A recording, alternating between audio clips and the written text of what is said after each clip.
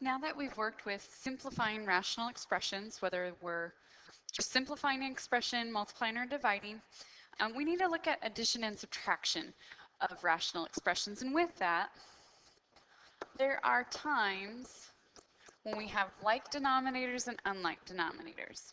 To start with, we're going to work with like denominators.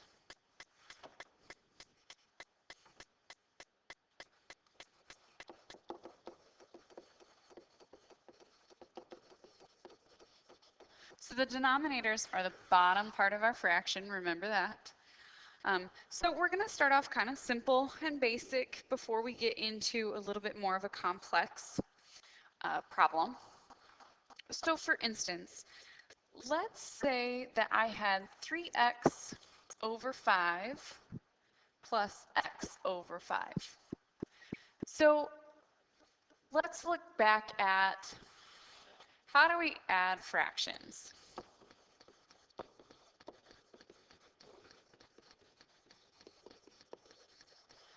So for instance, if I were to have 2/6 plus 4/6,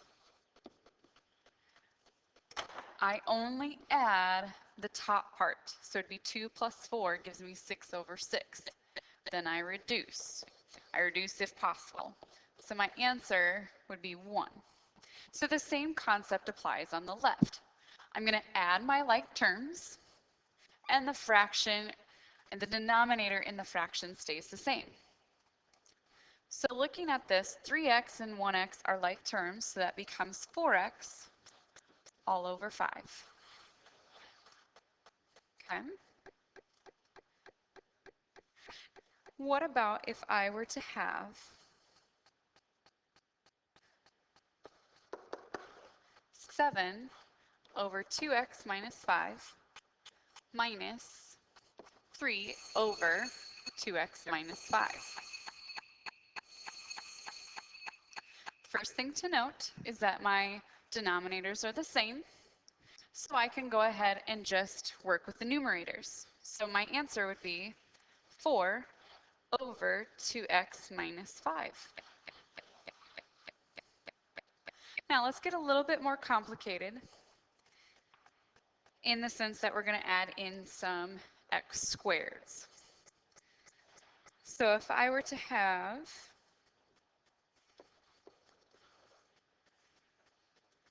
x squared minus 4x minus 10 all over x minus 7 plus x minus 2 all over x minus 7.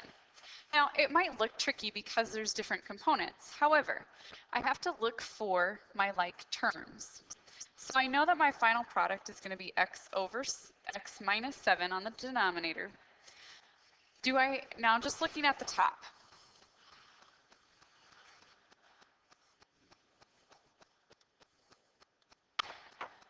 So when I'm looking at this, do I have any x squareds besides the one on the left? No. So it's just x squared. How many x terms, singular x terms do I have? I have a negative 4 plus 1, so that gives me a negative 3x. Then I have a negative 10 plus negative 2, which gives me a minus 12. So this would be my final answer.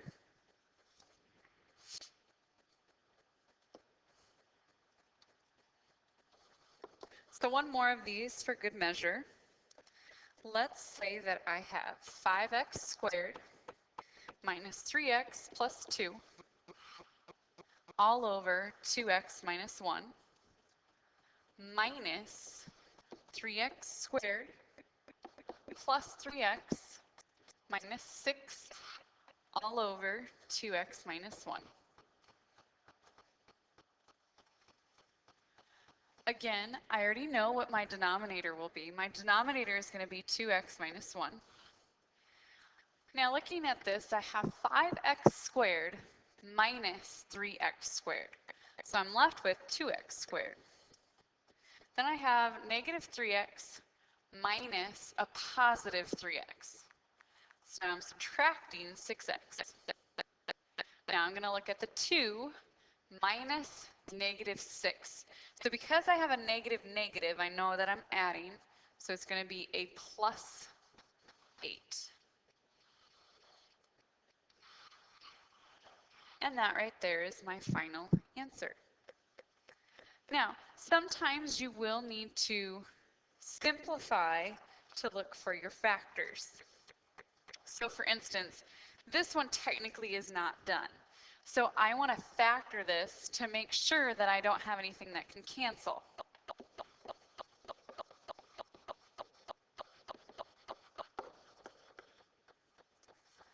Looking at this one, I know that I can pull out the 2. And I'm left with x squared minus 3 plus 4 all over 2x minus 1. I'm going to go ahead and factor the top part.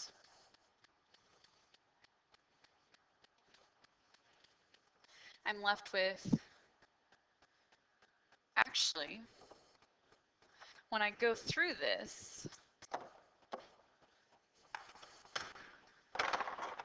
so I'm going to work with this x squared minus 3x plus 4. I forgot the x in there. I'm going to see if I can factor this at all. If I can't, I can't. So with this, I have the factors of 4. I could have 1x squared plus 1x minus 4x plus 4. Because 1x minus 4x would give me that negative 3x. Well, then I'm left with x plus 1. Then on the right side, I'd have a negative 4. And then I'm left with x minus 1. So notice here, my parentheses aren't the same, so I cannot factor this. So I'm just going to leave it in that form. Just like it is. Okay, so let's do one more, because we didn't work on simplifying before. Let's say, for instance, that I have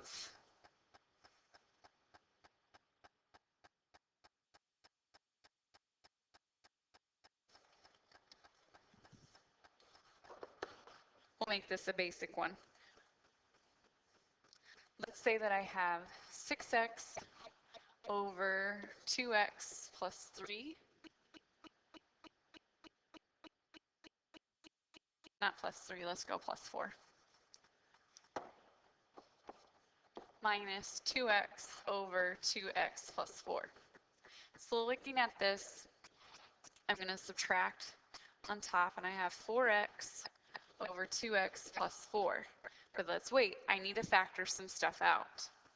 I can factor this bottom part out by the GCF. So I have 4x over 2 times x plus 2. Well, this 4 over 2 can actually reduce to 2x over x plus 2.